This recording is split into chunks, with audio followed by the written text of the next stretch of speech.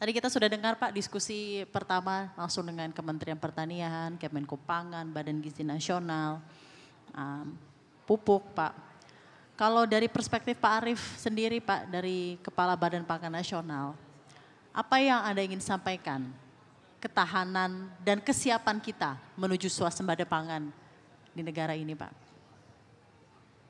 Terima kasih Mbak Safrina. Tadi sudah panjang kali lebar kali tinggi udah semua disampaikan. Memang yang pertama untuk kita adalah paling penting ya, itu ketersediaan. Setelah ketersediaan baru kita bicara mengenai harga. Jadi nggak ada artinya juga harganya murah tapi barangnya tidak tersedia. Sehingga tadi sudah betul Kementerian Teknis ya itu harusnya memang mempersiapkan tadi dalam sisi perencanaan karena kita harus paham betul setelah ada Badan Gizi Nasional misalnya, itu hanya salah satu ya, itu kita ada perlu tambah berapa, karena sebelumnya orang-orang ini tidak minum susu. Saudara-saudara kita ini tidak sarapan, jadi pasti ada penambahan. Nah, fungsi dari Kementerian Teknis itu di situ. Kemudian disampaikan oleh Pak Menko Pangan, sebenarnya ada satu hal lagi selain intensifikasi, ekstensifikasi, yang satu lagi itu nggak kalah penting adalah diversifikasi. Sudah ada perpresnya, Perpres 81 tahun 2024 mengenai pangan strategis ini berbasis pangan lokal. Jadi biarkanlah yang namanya saudara-saudara kita di Sulawesi sumber proteinnya tuh ikang, pakai G, ikang. Ya, ikang. Sumber protein di daerah tertentu misalnya memang ayam atau telur. Jadi tidak perlu memaksakan harus red meat. Jadi itu intensifikasi, ekstensifikasi, yang satu lagi adalah diversifikasi. Kalau pemenuhan kebutuhan proteinnya Indonesia, saya menyarankan harusnya ikan. Karena ikan ini sangat potensinya sangat besar. Kemudian tinggal mengatur angin musim barat, angin musim timur, tinggal kita bicara satu lagi namanya cadangan pangan. Nah, kenapa Indonesia bulan November, Desember, Januari, Februari, walaupun produksi setara berasnya di bawah 2,5 juta ton, 2,6 juta ton, tetapi kok harganya masih stabil. Kira-kira kenapa Mbak Safrina? Berbeda dengan Jepang, berbeda dengan Filipina dan tetangga kita Malaysia. Jawabannya adalah karena Indonesia punya cadangan pangan, punya CBP, punya cadangan beras pemerintah. Dan itu tidak disiapkan hanya sebulan 2 bulan. Jauh-jauh hari, Badan Pangan Nasional, Kemenko Pangan, ya. Ini Pak Menko kita ini salah satu Menko yang paling rajin ya. Tiap hari itu mulai dari lingkungan, pertanian, perdagangan, Badan Pangan, pasar itu perikanan, kemarin BPOM gitu ya. Jadi sudah dipersiapkan cadangan pangan pemerintah. Sehingga kita sudah mengetahui berapa produksi, berapa beginning balance, berapa kebutuhan, sehingga kita tahu stok kita ini bertahan sampai berapa lama. Nah itu kita bicara cadangan pangan pemerintah. Kita semua berharap cadangan pangan pemerintah ini bukan hanya beras, harusnya kita punya gula, kita punya 200.000 ton, kita harusnya punya jagung. Nah, ini di belakang ternyata toko-toko pangan ada di sini semua. Itu ada tukang daging di situ, tukang ayam di situ, tukang telur. Ini teman-teman semua nih ya, yang punya susu di sini. Nah tuh, jadi poin berikutnya adalah kolaborasi. Tadi diskusi dengan teman-teman di meja termasuk Pak Franky Wilirang ya. Hari ini salah satu kuncinya adalah kolaborasi. nggak bisa one man show, nggak bisa satu kementerian lembaga saja atau satu pengusaha saja. Jadi mesti melibatkan seluruh stakeholders di bidang pangan. Jadi kalau kita lihat bagaimana Badan Pangan Nasional selama ini bekerja sama dengan seluruh stakeholders di bidang pangan, ya, termasuk BUMN, BUMD, kementerian lembaga yang terakhir adalah asosiasi-asosiasi di bidang pangan. Jadi ada asosiasi peternak layer, ada asosiasi daging, ada asosiasi, ini semua berkolaborasi. Dan setiap kebijakan yang dibuat oleh Badan Pangan Nasional, misalnya dalam menentukan HAP, ya, harga acuan penjualan, harga acuan pembelian, kemudian harga eceran tertinggi, itu pasti kita melibatkan stakeholders di bidang pangan. Ini penting. Jadi kalau bicara beras, kita lihat dalam 2 tahun terakhir harga gabah itu dinaikkan secara berkala, ya, dan inflasinya terjaga. Jadi di hulu kita berikan kesejahteraan yang lebih kepada para petani dan peternak, sekaligus di hilir menjaga daya beli masyarakat dan menjaga inflasi. Jadi kalau kita lihat nilai tukar petani kita NTPP dalam 2 tahun terakhir itu angkanya di atas 100. Nilai tukar nah ini ya, 109. Dulu ya angkanya itu bisa di bawah 100, artinya petani nggak dapat apa-apa. Tapi sebenarnya kalau diskusi dengan Pak Franky tadi ada satu lagi ya. Ada nilai tambah yang itu belum dikerjakan ya. Ada byproduct. Misalnya kalau orang menggiling padi berarti kan ada katulnya, ada sekamnya, ada biomass. Ini semua sebenarnya ada additional income dari situ. Ini kalau bicara mengenai padi. Nanti bisnis yang lainnya, telur dan lain-lain juga sama. Jadi kembali sekali lagi, kalau dulu kita sering lihat harga jatuh, Ya. petani asosiasi mainnya di patung kuda atau di depannya istana, melempar-lempar cabai, lempar-lempar ayam. Ya. Hari ini outletnya udah nambah, salah satunya adalah tadi SPPG tadi, dapur-dapur dari Badan Gizi Nasional. Yang kalau satu dapur itu mengcover 3.000 orang, ya, nanti sudah akan ke 5.000, 5.000 kali 3.000 berarti 15 juta. Nah Kimusbar ini teman-teman saudara-saudara yang telur harus siapin 15 juta butir setiap hari gitu. Nanti kalau 82 juta lain lagi. Karena saudara-saudara kita ini dulu belum ya. Nanti ada students, kemudian beneficiariesnya selain pelajar adalah busui, ibu menyusui, bumil, ibu hamil, itu belum ke cover. Nanti kalau itu udah jalan semua, udah kebayang. Sehingga persiapan kita karena Badan Pangan itu harus menghitung ya, stok nasional, mungkin hari ini kita bisa bilang bahwa kita sudah swasembada di beras, mungkin kita sudah swasembada di jagung, sudah di telur, sudah di ayam. Tapi belum tentu nanti pada saat si penerima ya sampai dengan 82,9 juta itu kita bisa cover, sehingga ini makanya kolaborasi antara kementerian teknis ya, antara kementerian lembaga, para stakeholders bidang pangan ini sangat penting. Terima kasih atas insight disampaikan. Kita berikan tepuk tangan untuk Kepala Badan Pangan Nasional Bapak Arief Prasetyo Adi. Pak Arief, thank you Pak untuk insight-nya. Saya akan ke Sekjen Penguatan Daya Saing Produk Kelautan dan Perikanan Kemen Kelautan dan Perikanan Republik Indonesia, Pak Mahmud. Kalau langkah-langkah dari KKP untuk mensukseskan program hilirisasi produk kelautan dan perikanan sejauh ini apa saja Pak, terutama program prioritasnya? Silakan Pak. Terima kasih. Assalamualaikum warahmatullahi wabarakatuh. Selamat sore, salam sejahtera untuk kita semua. Terima kasih atas pertanyaannya yang luar biasa terkait dengan kelautan dan perikanan.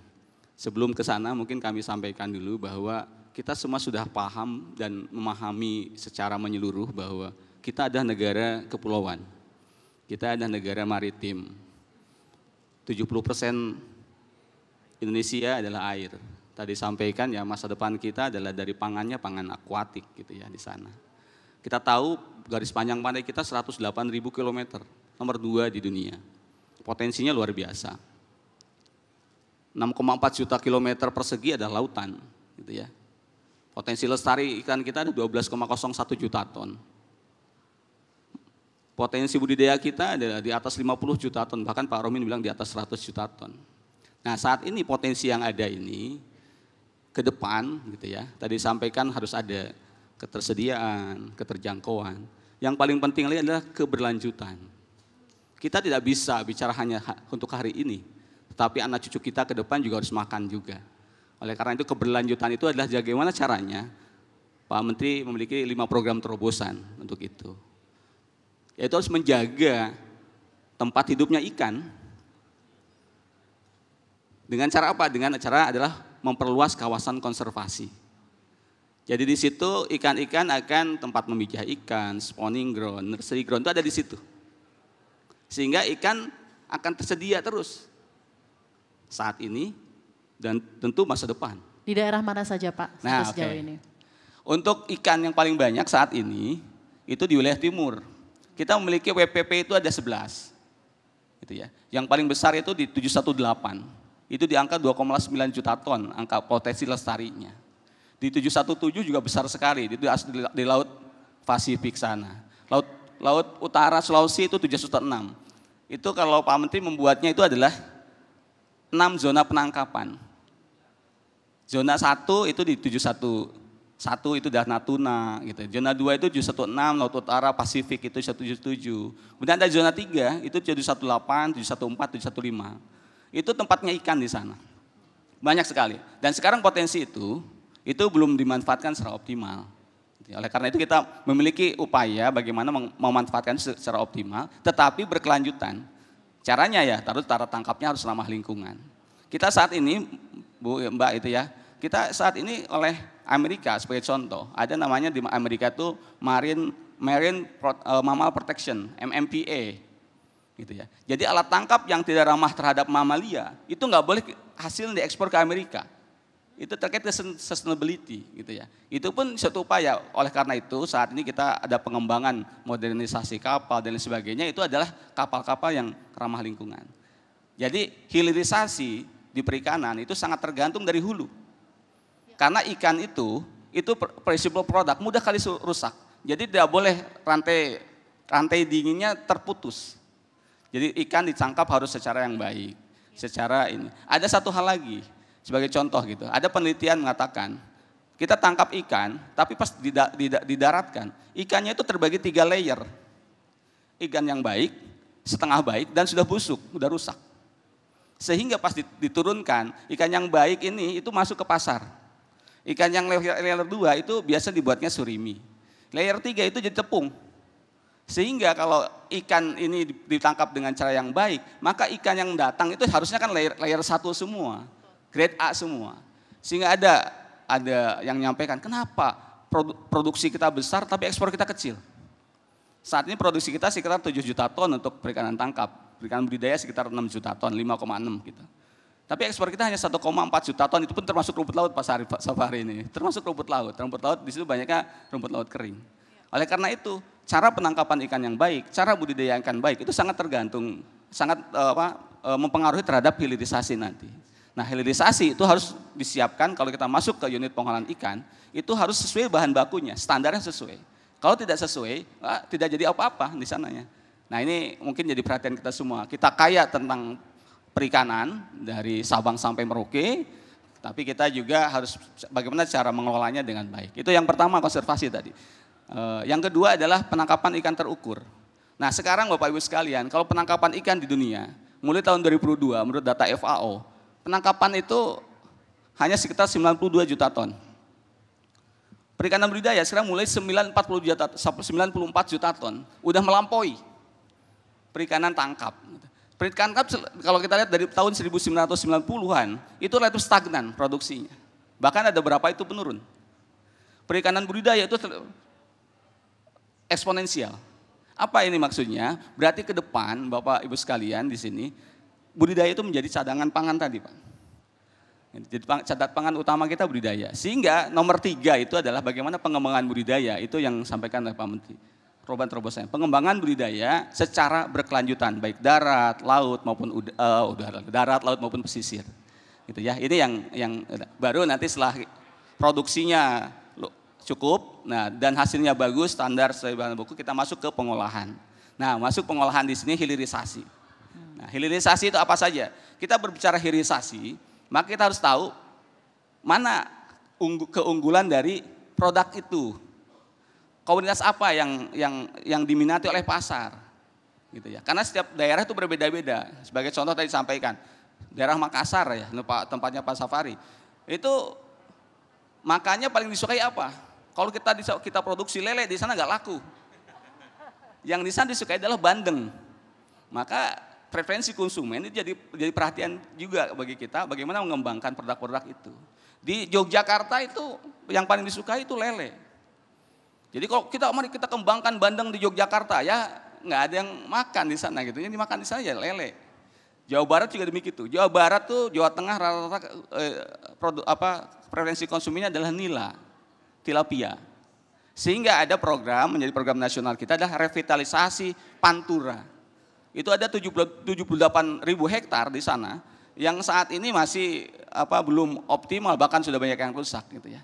Dan Pak Menteri memberikan target tahun 2025 ini adalah 20.000 hektar untuk pantura. Ya itu, mungkin itu dulu ya dari saya terkait dengan bagaimana hilirisasi. Jadi harus ada komoditas apa saja yang akan kita kembangkan, menjadi apa, nanti nilai tambahnya berapa, tapi bahan bakunya harus Tapi fokus utamanya berarti dari hulu ya Pak ya, betul, dan sustainability agar menghasilkan produk-produk ikan yang berkualitas di titik-titik tertentu ya Pak. Betul. Ya, yang dan ada itu di kelautan. setiap daerah berbeda-beda nanti. Baik. Tapi untuk ekspor lain lagi, bagaimana ekspor ini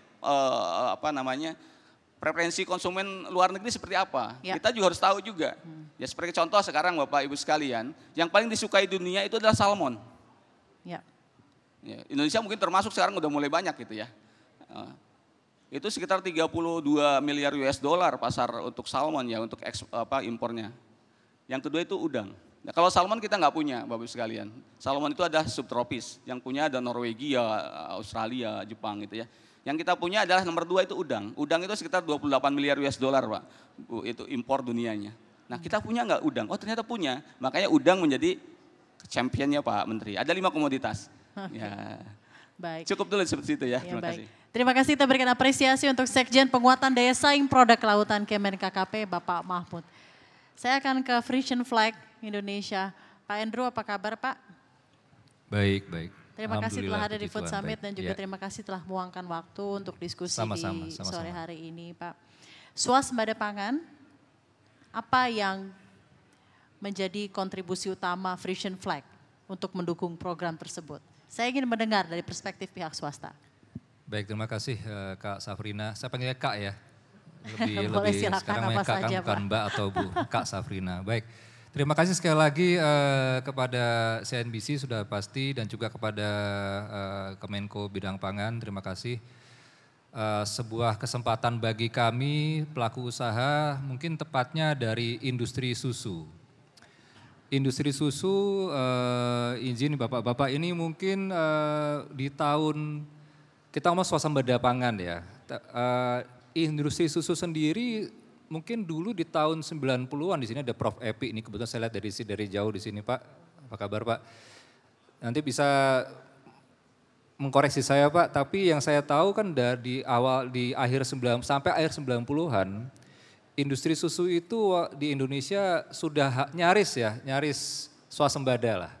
Saya nyebutnya begitu. Cuma sayangnya begitu masuk di tahun 2000-an, kalau dulu saya kecil sampai dengan remaja lah, saya mengenal apa yang namanya 4 sehat 5 sempurna ya Pak ya.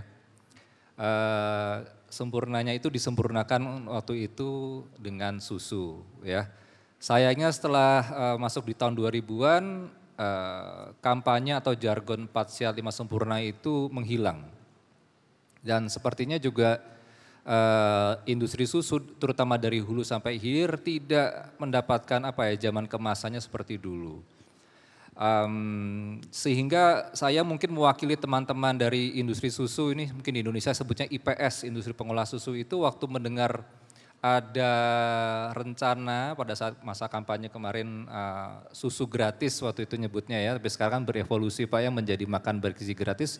Kami sangat terkejut sekaligus terharu dan melihat ke depannya, wah sepertinya industri susu bisa kembali nih ya, membantu pemerintah terutama bagaimana kita itu dengan kapasitas dan kapabilitas kita berkontribusi untuk ketahanan pangan. Nah, kalau kami sendiri, maaf, Frisian Flag Indonesia sendiri itu sudah hadir di Indonesia. Mungkin Kak Safrina bisa menebak berapa umur kami di Indonesia? Kurang lebih. 50-an tahun apa bagaimana? Terima kasih, jauh sekali dari itu ya. Kami itu di Indonesia sudah 100 tahun. 100 tahun Ya, Pak? 100 tahun. Dulu mungkin menyebutnya itu Friesoflah ya Pak ya. Ya, atau susu saya, susu bendera. Ya, wah Pak Kepala hafal Pak ya, terima kasih Pak. Sama Pak, berarti umur kita nggak beda jauh ya. Begitu Kak Safrina, jadi udah lebih dari 100 tahun ada di sini, pasang surutnya kami ada di sini dan kami percaya swasembada pangan itu tidak hanya, kadang-kadang orang melihatnya kan kalau swasembada pangan itu dari kuantitas. Ketersediaan dari kuantitas, tetapi kami yang kebetulan juga kami ini punya yang punya kami itu ada sekitar belasan ribu koperasi peternak sapi perah yang ada di mana Bapak Ibu yang ada di Belanda. Ya, jadi yang punya kami itu koperasi, sehingga para peternak yang ada di sana itu melihatnya bahwa tidak hanya bagaimana memproduksi susu, tapi bagaimana juga kalau dari ketahanan pangan itu tidak hanya kuantitas tapi juga kualitas. Kualitas masuknya apa? Tidak bagaimana memproduksi susu saja dipasarkan dan diedarkan, tetapi ada filosofi besar di belakangnya adalah tentang riset. Ya. Riset ini penting karena pada saat kita nanti kalau Kak Safrina masih kebagian, contohnya di sana tuh ada tuh produk Frisian Flag tuh, itu kami memproduksinya berdasarkan riset Kak. Ya, contohnya di Frisian Flag sendiri, oh ya saya mesti mengklarifikasi ini kayaknya ada slide di belakang ya, iya. Ini induk perusahaan kami itu koperasi tadi, namanya Frisian Campina, tapi kami tidak jualan es krim Bapak Ibu ya. Kebetulan namanya mirip. Ya, ini saya harus stand by statement itu katanya kalau tim Korkom bilang ya. Kami tidak jualan es krim, ini yang punya kami itu koperasi. Ya, nanti saya akan cerita lebih lanjut. Nah, kami itu di dalam membuat setiap satu kotak susu itu ada riset di belakangnya. Kami dari 10 tahun terakhir ini punya punya sebuah kontribusi untuk riset besar di Asia Tenggara yang namanya Southeast Asia Nutrition Survey atau SINATS. Nah, SINATS ini itu menjadi komplimen dari banyak riset yang dilakukan di Indonesia dan kita menemukan bahwa di Asia Tenggara, terutama di Indonesia pada khususnya juga, kami menemukan bahwa banyak angka-angka atau masalah malnutrisi ya yang dimana dari temuan-temuan itu kita melihat contohnya di sini. Yang saya ingat, nanti ada slide-nya kalau nggak salah, bahwa kita ada defisiensi misalkan kalsium, vitamin D ya di anak-anak yang ada di Indonesia dan juga di Asia Tenggara. Dan dari defisiensi itulah kita berpikir bahwa swasembada pangan tidak hanya kuantitas ya tapi juga kualitas. Jadi setiap tetes susu yang kita produksi itu juga berdasarkan inovasi sehingga ada manfaatnya bagi konsumen di Indonesia. Ya, mungkin sampai di situ saja ya. Nanti ada lagi. Ada sedikit data yang kita lihat bahwa Indonesia tuh cukup banyak Pak melakukan impor susu. Ya. Apa langkah dari perusahaan Anda, Frisian Flag, untuk bahasanya mengurangi ketergantungan impor Pak? Oke. Terhadap ini susu ini. Betul saya. Tadi juga Pak Dadan kalau nggak salah sempat mengatakan bahwa instead of kita mengimpor susu, why not just importing the cows instead. Jadi tetap juga ada perguliran produksi lokal. Oh iya. Ya, saya ingin tanggapan Anda mengenai hal tersebut. Baik, memang masalah lokal sourcing, saya nyebutnya begitu, atau supply SSDN, susu segar dalam negeri ini masih menjadi tantangan, terutama bagi kami pelaku industri susu, pengolah susu. Kami bekerja sama dengan puluhan ribu peternak dari puluhan juga koperasi peternak sapi perah Indonesia, itu sudah berlangsung dari sekitar tahun 90-an. Kami bermitra karena Frisian Flag ini menerima susu segar dalam negeri itu 365 hari setahun, 24 jam sehari. Kenapa itu harus kami terima setiap hari ke pabrik kami? Pabrik kami ada yang baru, kami share juga Bapak Ibu, kami baru saja tahun lalu itu membuka pabrik baru di Cikarang, ya itu investasi senilai 3,8 triliun, ini adalah salah satu pabrik terbesar dari Friesland Campina secara grup secara di dunia, kita pilihnya di Indonesia. Dan kita waktu itu memutuskan untuk membuka pabrik susu pada saat pandemi. Ya, karena kami yakin bahwa future-nya bagus. Ini bahkan sebelum ada wacana tentang adanya susu gratis atau MBG, tapi kami melihat bahwa memang kita komitmen, kita akan tetap invest, ini yang terbesar di 25 hektar di Cikarang. Nah, bayangkan dengan kapasitas yang bertambah, susunya bagaimana? Nah, alhamdulillah puji Tuhan, tadi kalau nggak salah ada slide yang saya lihat bahwa kami terus bermitra dengan koperasi yang ada di Indonesia karena kami merasa memang tidak cukup. Ya, dengan koperasi. Ya, koperasi-koperasi ini menaungi belasan ribu, puluhan ribu peternak sapi perah rakyat. Jadi kami yang punya koperasi di Belanda, kami juga punya semangat, punya spirit bahwa Frisian Flag Indonesia juga harus punya manfaat, ya, bagi peternak sapi perah rakyat di Indonesia yang di bawah naungan para koperasi tadi. Dan kami banyak sekali programnya karena kami melihat bahwa supaya nanti kami swasembada pangan tadi, ya, mendapatkan susu segar yang rutin, kualitasnya baik, otomatis kerjasama itu harus ada, mulai dari transfer knowledge.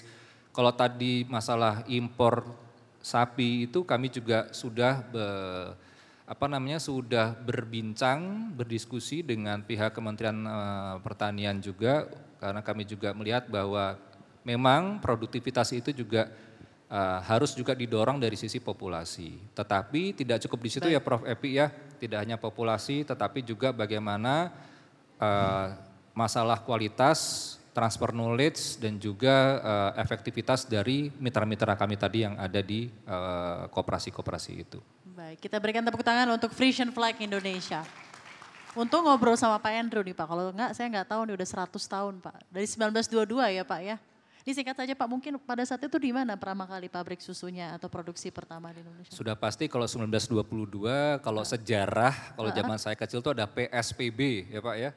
Masih ingat Pak ya, PSPB itu sejarahnya dari waktu tadi Pak Arief itu, udah ngangguk-ngangguk ya udah tahu. PSPB itu datangnya pasti dalam bentuk sudah produk jadi di kapal, 1922 ya. Jadi pada saat itu lebih ke distribusi produk di Indonesia ya Pak ya? Dengan mitra-mitra yang di Indonesia, tapi semenjak tahun 1960-an kami sudah ada pabrik sendiri. Oke, jadi awalnya susu yang diproduksi di Belanda, ya di koperasi di Belanda, didistribusikan, di shipment ke Indonesia. Tapi itu cikal bakal susu bendera ya betul. Pak ya. Oke baik, saya masih tahu kok Pak jingle susu bendera. Terima kasih. Oke, kita berikan tepuk tangan untuk panelis kita. Mari Bapak dan Ibu, saya akan sediakan waktu untuk penanya di kesempatan kali ini. Kali ini dari Frisian Flag Indonesia, Kemen KKP dan juga Badan Pangan Nasional. Kami persilahkan hanya satu penanya saja untuk panelis kita di kesempatan kali ini. Silakan nama, instansi dan pertanyaan ditujukan kepada siapa. Bapak yang di tengah memakai baju hitam. Ya ada satu lagi, saya persilahkan dua saja. Singkat saja pertanyaannya untuk dijawab oleh panelis kita. Silakan pertanyaannya. Ya. Udah dua ya tadi ya, yang menentukan. Selamat. Singkat saja, karena keterbatasan durasi. Ya, silakan. Selamat sore. Perkenalkan nama saya Hanum, saya dari Otsuka. Saya mungkin ingin menanyakan sedikit berbeda ya Pak mengenai swasembada kedelai.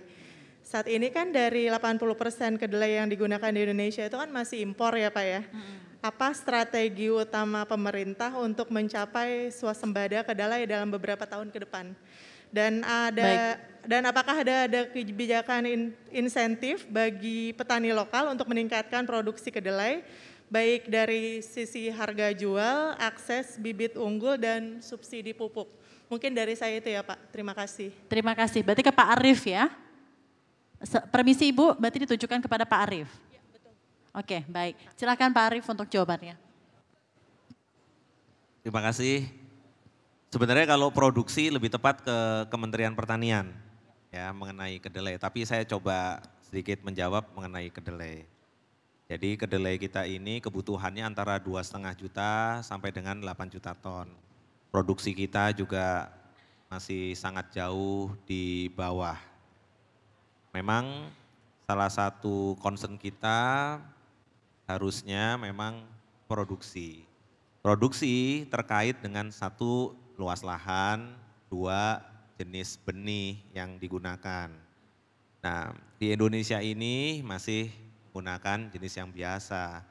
Sedangkan di luar negeri menggunakan GMO. Ya, ini memang debatable.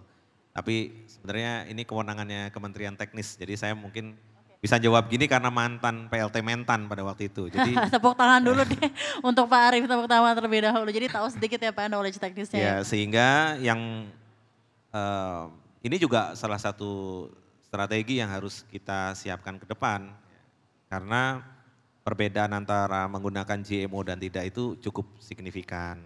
Tapi anehnya, ini Pak Franky ketawa-ketawa kalau GMO nih. Jadi anehnya kedelai yang kita import dari luar negeri termasuk dari yang paling besar dari Amerika itu menggunakan GMO. Tapi kalau orang Indonesia mau GMO ya dia bilangnya ini nggak bagus untuk kesehatan. Kan agak lucu. Nah, ini mungkin bisa jadi topik diskusi berikutnya dengan Kementerian Teknis ya karena khusus untuk kedelai demikian. Dan kenapa harga kedelai itu saat ini bagus? Ya memang karena sumbernya harganya sangat murah, hari ini bisa 8.000, 9.000. Pada saat kita mau mengimport harganya 12.500, 13.000, maka tempenya nanti akan kecil-kecil Mbak, tipis-tipis gitu ya. Nah ini memang challenge kita bersama yang memang ke depan salah satu yang harus dipikirkan. Makasih Mbak Safrina. Terima kasih banyak Pak Arief, saya ingin menutup diskusi kita singkat saja dengan closing statement dari masing-masing panelis. Pak Arief terlebih dahulu, silakan Pak. Terima kasih saudara-saudara semua bahwa pangan itu harus aman.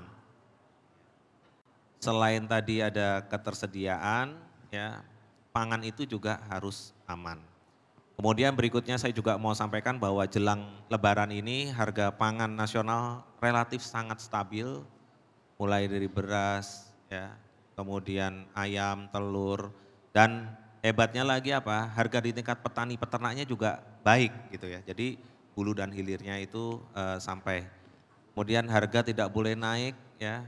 Yang boleh naik hanya satu aja, harga GKP, gabah kering panen. Ini komitmen kita bersama di pemerintah. Terima kasih Mbak Safrina. Terima kasih banyak kepada Pak Arief Prasetyo. Kita berikan tepuk tangan terlebih dahulu untuk Badan Pangan Nasional. Lalu untuk Kemenkopkp silahkan Pak. Terima kasih. Ya mengingatkan saja bahwa tubuh kita ini perlu asupan. Salah satunya adalah protein. Kita adalah negara protein.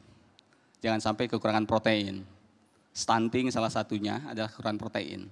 Kita negara protein, sumber kekayaan kita sangat luas, maka mari kita makan ikan. Dengan makan ikan, kita akan hidup lebih sehat, lebih kuat dan lebih cerdas. Terima kasih. Terima kasih banyak Pak Mahmud, kita berikan apresiasi yang luar biasa dan terakhir dari Frisian Flag, closing statement untuk Food Summit 2025. Baik, terima kasih Kak Safrina, mungkin Bapak Ibu semuanya, para pemangku kepentingan. Kami, saya rasa Frisian Flag Indonesia dan juga seluruh pelaku usaha dalam bidang industri pengolah susu, kami siap untuk bermitra, berkolaborasi dengan seluruh pemangku kepentingan, terutama dengan Kemenko Bidang Pangan dan juga dengan pemerintah dan kementerian-kementerian lembaga yang lain. Kami siap bermitra, berkolaborasi untuk bagaimana kita ke depannya sama-sama semakin menguatkan ketahanan pangan Indonesia. Ya, kami punya kapasitas, kami punya kapabilitas, tetapi juga kami punya titip pesan ya kepada para pemangku kepentingan, terutama regulator, agar kami pelaku usaha dapat terus ya berproduksi, berdistribusi, memasarkan dan mengedukasi keluarga Indonesia dengan regulasi dan policy yang tentunya balance, netral dan bermanfaat bagi kita semua.